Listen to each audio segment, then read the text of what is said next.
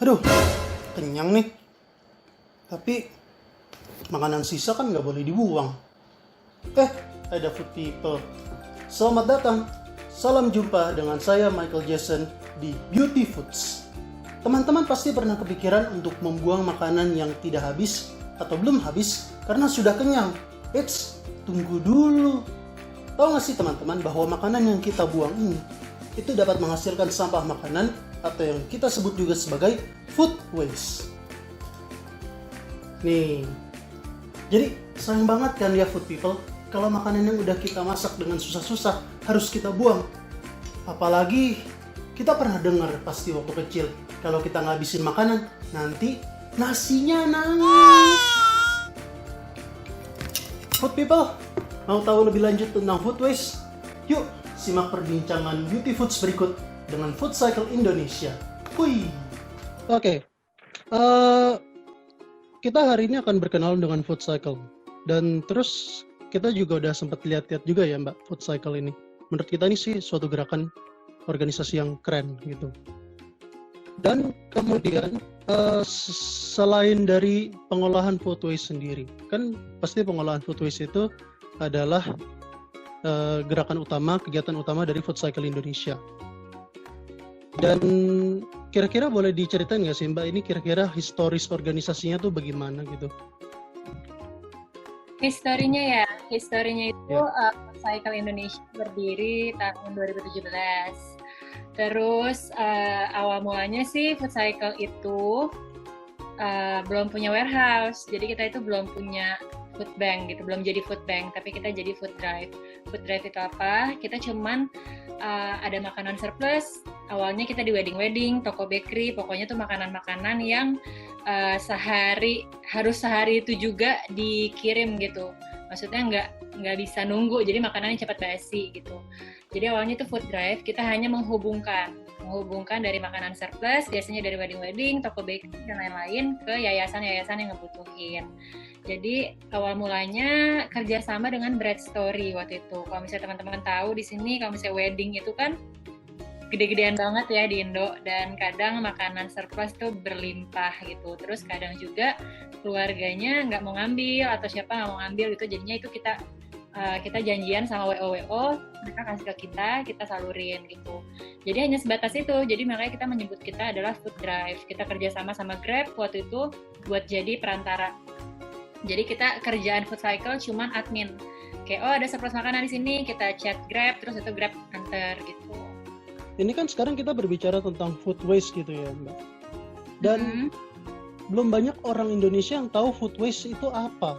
Boleh nggak dijelasin sedikit food waste itu apa sih gitu? Food waste ya, kalau misalnya tahun 2016 ya, Indonesia tuh dibilang juara 2 gitu. Juara 2 penyumbang sampah makanan terbesar globally. Nah, sebenarnya itu visi dari Food Cycle lahir dari situ sih. Jadi kita punya vision, ya kita pengen lihat Indonesia lebih baik.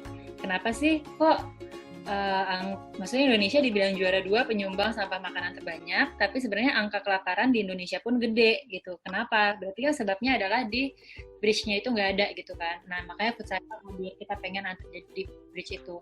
Kalau misalnya ditanya gitu food waste itu apa, ya sampah makanan gitu. Sampah makanan berasal dari banyak banget. Secara paling mudah dari perorangan, makan gak dihabisin, terus dari rumah tangga beli makanan didiemin di kulkas lama-lama basi, terus beli makanan disimpan terus gitu, itu kan sampah makanan gitu kan. Terus kalau misalnya dari perusahaan, mereka punya produk-produk yang ada expiry date-nya tapi nggak laku, sampah makanan, dan itu bertonton banyak banget gitu kan, dan itu semua harus dimusnahin. Nah, jadi sebenarnya ya it makes sense gitu kalau misalnya Indonesia dinilai sebagai juara kedua gitu. Karena tadi sih sebelumnya aku bilang belum pernah ada food bank di Indonesia. Jadi orang tuh bingung kali mau nyumbangin ke siapa gitu. Jadi makanya dan kenapa bisa gede banget menurut aku, karena memang awareness tentang food waste itu belum terlalu gede. Kalau dari Food Cycle Indonesia sendiri, yang paling sering ditemuin bentuk dari food waste itu apa ya Mbak? Apakah makanan yang udah matang atau makanan yang udah atau masih mentah, atau misalkan produk daging, produk susu, produk sayur, buah atau karbohidrat segala macam. Yang paling sering ditemuin apa itu, Mbak? Sebenarnya ya depends ya. Kalau misalnya, karena kan kita juga terima kan makanan siap, makanan matang, sama makanan-makanan yang masih bisa ditahan nih di warehouse. Contohnya kayak apa ya, snack-snack gitu, frozen food itu banyak. Terus kalau makanan ya wedding party juga banyak. Ini aku bacain aja singkat ya. Maksudnya yang per today kita udah distribute berapa banyak. Kurang lebih 10,5 ton makanan wedding party. Kurang lebih 200.000 pieces roti atau 3,3 ton roti. Kurang lebih 2 ton excess corporate lunch. 1.250 snack, 360 milk, UHT milk tau kan? 91 cooking oil. Terus habis itu ada 19,2 tons of sembako. Nah, kalau sembako ini rada menyimpang sedikit dari cara kerja kita yang memanfaatkan waste. Karena kalau misalnya sembako ini kita lebih beliin makanan, beliin beras, terus habis itu kecap, telur gitu-gitu. Jadi karena emang kita ada dana, tapi kita lagi nggak ada excess food kan, maksudnya dari wedding gitu-gitu, jadi ya kita kasih mereka, kita beliin mereka gitu untuk orang-orang yang nggak dapat bantuan dari pemerintah gitu sih. Terus 1,3 ton frozen food, 1,7 fresh fruit, dan 195 pisang. Jadi 195 kg pisang. Jadi ya sebanyak itu gitu dalam waktu dari 2017. Wow, banyak banget ya. Nah, tadi tuh ada yang menarik. Mbak sempat bilang bride story ya. Bride story itu berarti tentang tadi berhubungan dengan perkawinan. Biasanya kalau di Indonesia, pernikahan itu identik dengan pesta. Pesta identik dengan makanan prasmanan. Dan beberapa waktu lalu ada kerabat saya yang menikah. Dan kami sekeluarga kumpul bareng untuk menentukan kira-kira kita mau sediaan makanannya berapa banyak. Mungkin kita waktu itu sudah sekitar sebar undangan ke 300 orang. Nah, tetapi yang akhirnya yang mayoritas setuju adalah kita sediain makanan nggak apa-apa sebanyak-banyaknya aja. Karena belum tentu 300 orang itu datangnya plek 300 orang, bisa jadi lebih banyak. Biasanya kan terjadi kayak gitu ya. Kita pola pemikirannya seperti itu. Dan kemudian, jadi akhirnya, tapi di satu sisi akhirnya saya juga mikir juga, kalau misalkan ini kita sediakan makanan banyak-banyak, tapi jatuh-jatuhnya nggak dimakan juga, kan jadi food waste juga. Dan ini juga ya sia-sia juga jadinya. Nah, tapi ini kan sudah bagian dari kebudayaan kita yang menganggap kalau pesta makanan banyak itu bagus. Kalau makanan pas-pasan itu malu-maluin. Nah, kalau menurut Mbak sendiri, apakah kalau menurut saya sendiri, apakah memang food waste itu sudah merupakan imbas dari budaya kita yang memang seperti itu?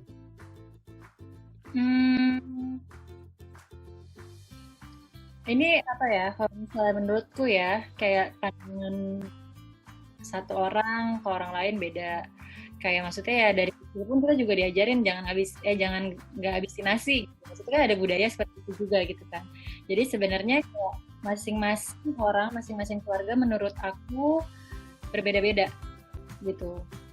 Terus menurut aku juga kayak sebenarnya tuh ya kita nggak bisa menyalahkan siapapun kecuali diri kita gitu.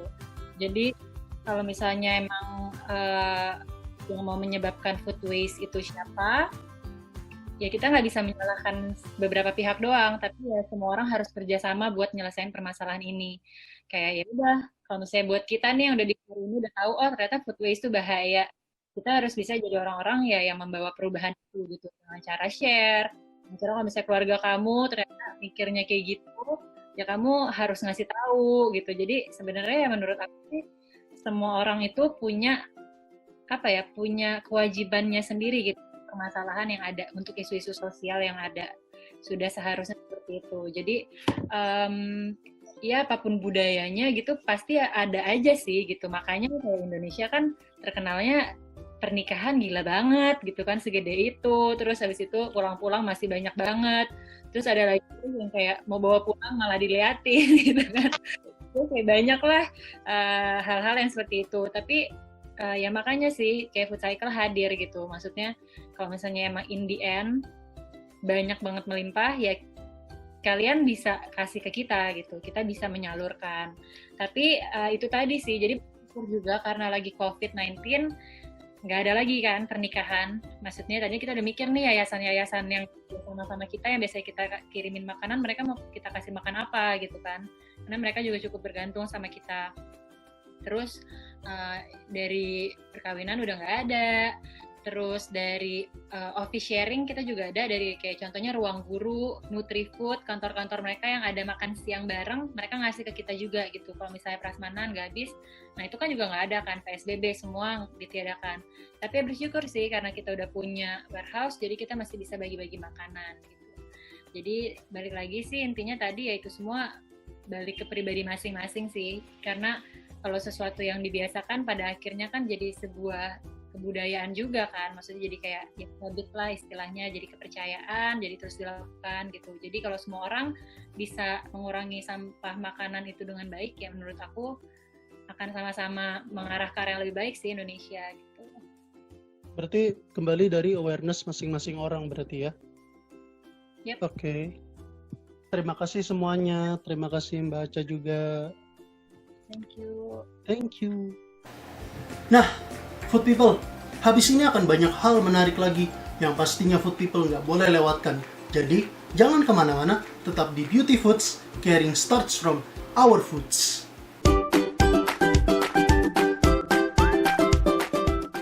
Nah, Food People, sekarang udah tahu kan apa itu food waste? Tapi ada juga nih yang nggak boleh ketinggalan untuk menambah pengetahuan kita, yaitu tentang gaya hidup zero food waste. 1. Plan your meals with eating habits in mind.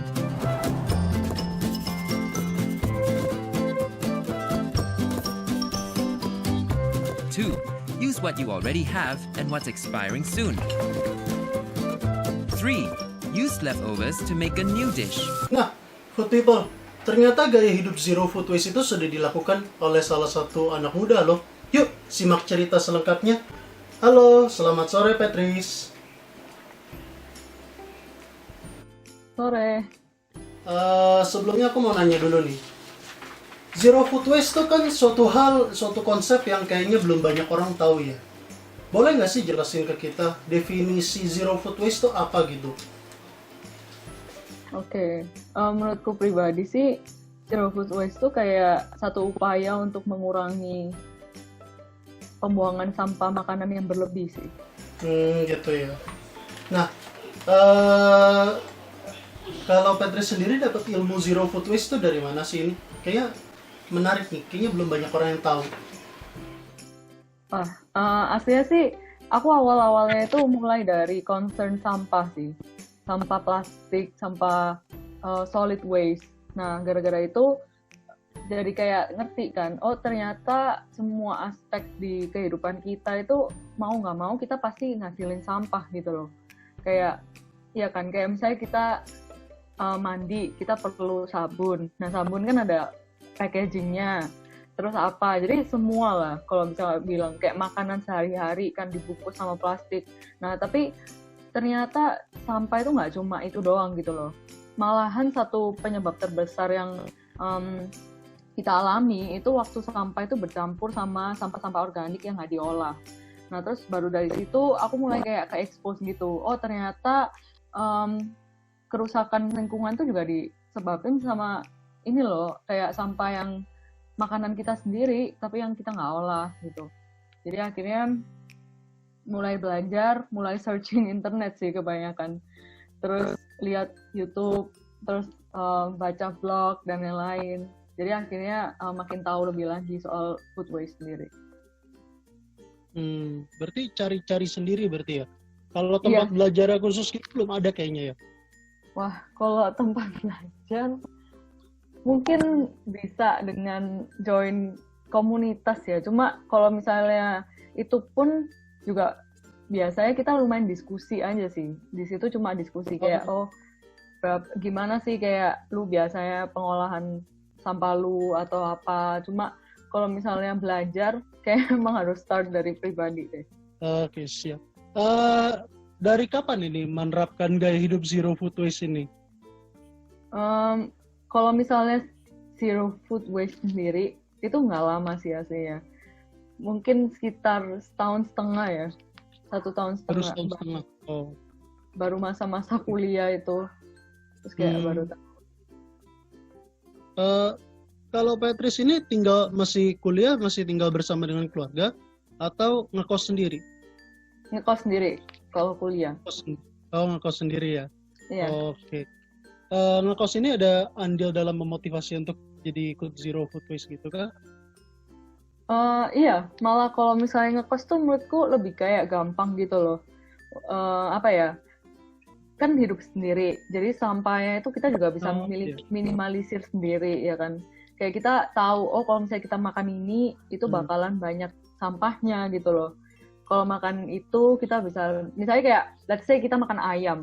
Ayam itu kan ada bones-nya kan. Bones-nya itu kan susah untuk diolah.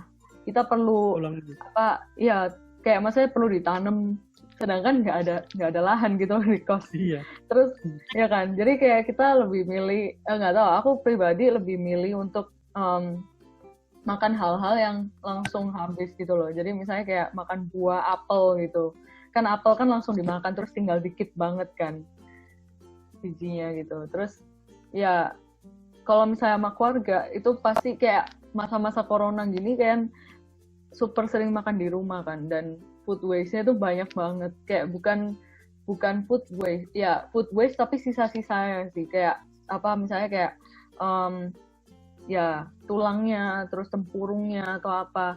Nah itu susah banget untuk diolah. Jadi kerasa sih kayak harus ngurusin sampah satu rumah daripada ngurusin sampah satu orang. Maksudnya kayak waktu kita mandiri itu jadi lebih gampang untuk starter sih, untuk starting the lifestyle. Oke, lalu kemudian langkah apa sih yang kamu lakukan untuk menerapkan gaya hidup zero food waste ini gitu? Awalnya itu ini sih ya start small. Jadi yang aku tadi udah bilang kan, awalnya aku dulu nggak ada compost bin gitu, di kos kan sendirian. Terus literally kayak ya sendirian.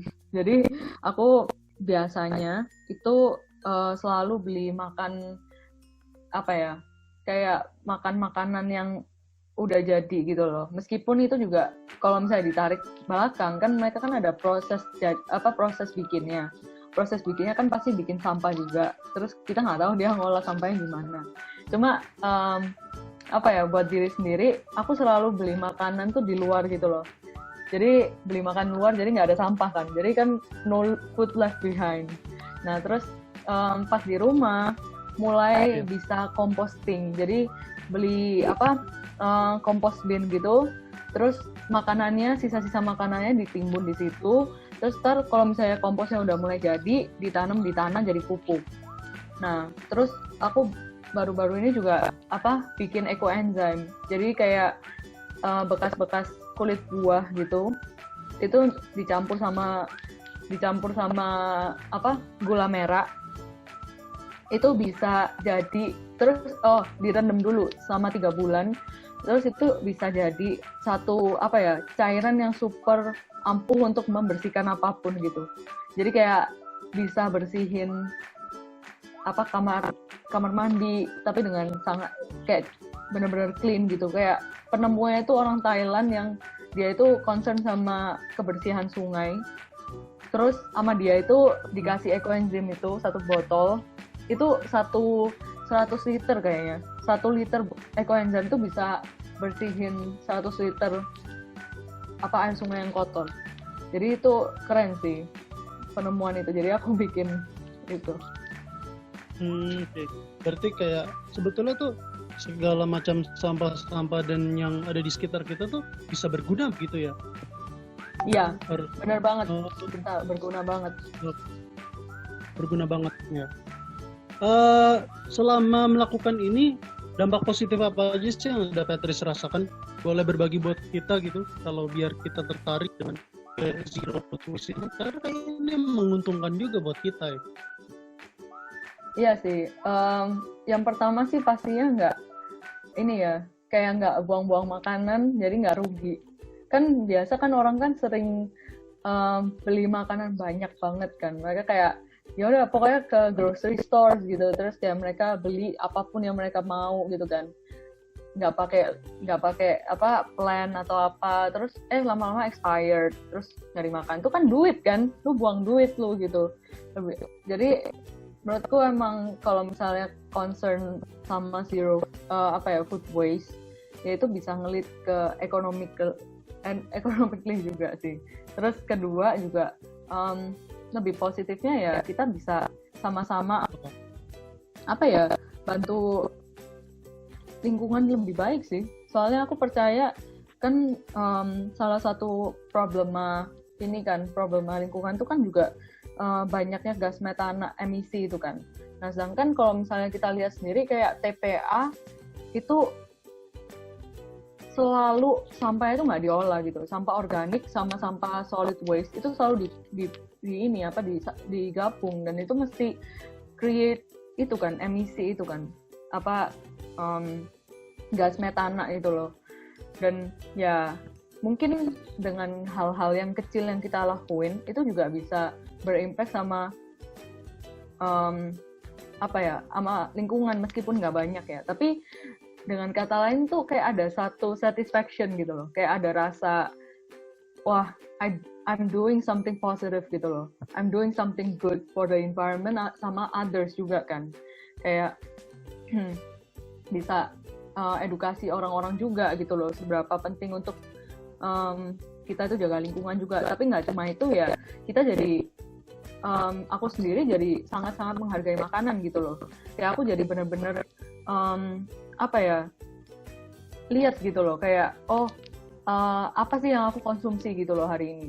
Terus apa yang aku perluin buat diriku sendiri supaya nggak buang-buang makanan gitu sih.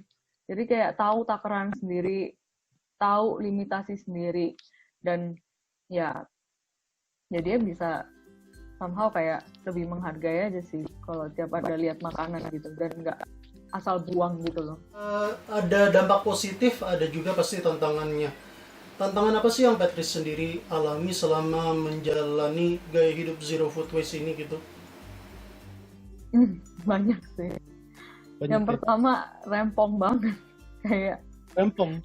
Iya, kayak kadang-kadang agak gimana ya, apalagi kalau misalnya ngolah sampah satu keluarga ya, kan itu kan bekas mulut, bekas apa, tapi kamu harus ngolah gitu loh.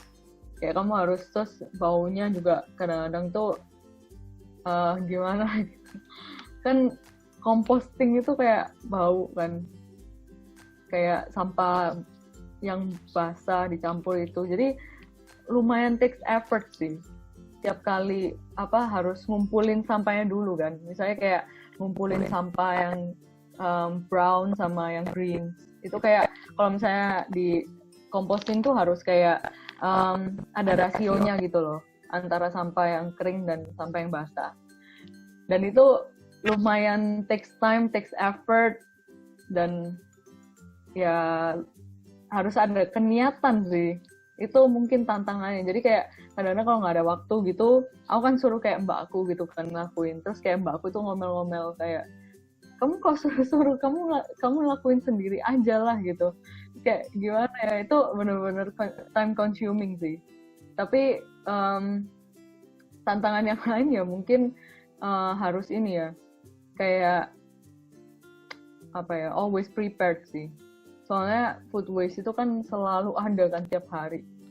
Jadi kita harus tahu juga cara yang tepat untuk mengolah tiap sampah kita sih. Soalnya jujur aja sekarang aku tuh lagi struggling sama sampah-sampah seafood gitu loh. Kayak kalau misalnya makan kepiting itu kan bener-bener tebel kan. Ininya kulit cangkangnya ya. Cangkangnya itu tebel banget kan. Cangkangnya. Jadi itu lumayan struggle sih. Every time my family eat seafood, kan aku nggak makan seafood kan sekarang, tapi they still eat seafood gitu, dan aku nggak ngerti gitu loh caranya. Soalnya composting juga itu bakal susah banget untuk dikompos. Jadi Mungkin gitu sih, banyak. Mungkin buat aku sendiri juga jadi ngelimitasi makananku juga. Kayak aku nggak boleh makan ini, nggak boleh makan itu, nggak boleh makan itu. Soalnya ini food waste gitu-gitu. Oke. Kita sepertinya sudah selesai wawancaranya. Terima kasih Patrice sudah mau jadi narasumber kita untuk Beauty Foods hari ini. Terima kasih. Semoga ilmunya bermanfaat buat kita semua. Terima kasih. Makasih, sama-sama.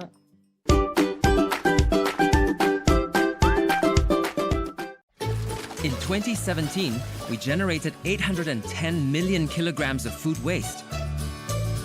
That's equivalent to 2 bowls of food per person per day. Food is wasted when we order portions that are too large, have too many dishes, and when over-catering for parties and events. Here are 3 tips to reduce food waste. 1. When eating out, order only what you can eat. 2. Always start with less. And if there are leftovers, pack them home. 3. When catering for parties or events, it is often safe to order 10 to 15% less than the number of expected guests. Follow these quick tips to reduce food waste. Nah, food people, karena kita sudah belajar banyak tentang food waste, sekarang mari kita lihat penerapannya dalam kehidupan sehari-hari. Misalnya, dalam hal berbelanja.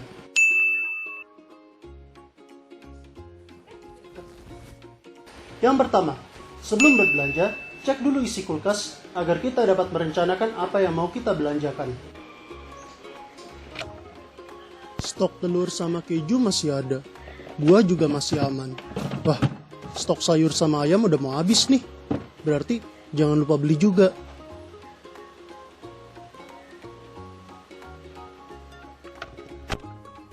Yang kedua, buat daftar barang belanjaan.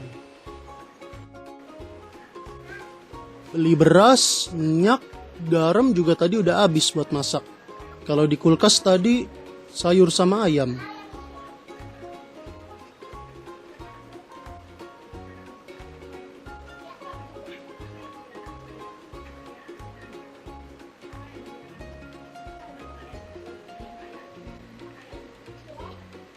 Yang ketiga, beli bahan makanan yang secukupnya saja hanya untuk 1 minggu. Hal tersebut untuk menghindari adanya bahan makanan yang busuk. Ini rak saus. Nah, ini dia nih garamnya.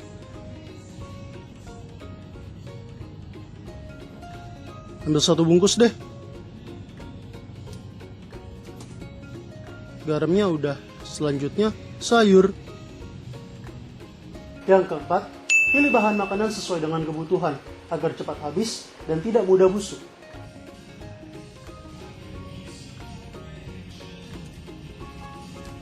Beli yang agak kecil aja atau yang besar ya? Yang lebih kecil aja deh biar cepat habis. Sayang kalau nggak habis. Yang kelima, jangan ragu untuk memilih bahan makanan yang sedikit rusak seperti sayur atau buah, karena bagian yang rusak atau kotor sesungguhnya dapat disisihkan.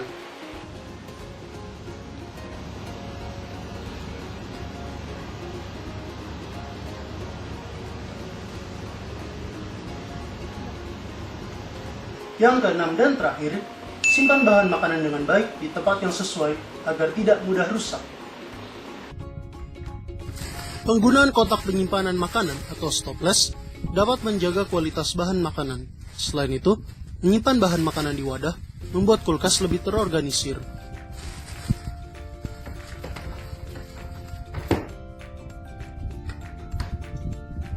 Nah, food people, udah gak kerasa nih 30 menit kebersamaan kita. Makanya, tonton terus Beauty Foods dengan topik-topik menarik lainnya seputar makanan.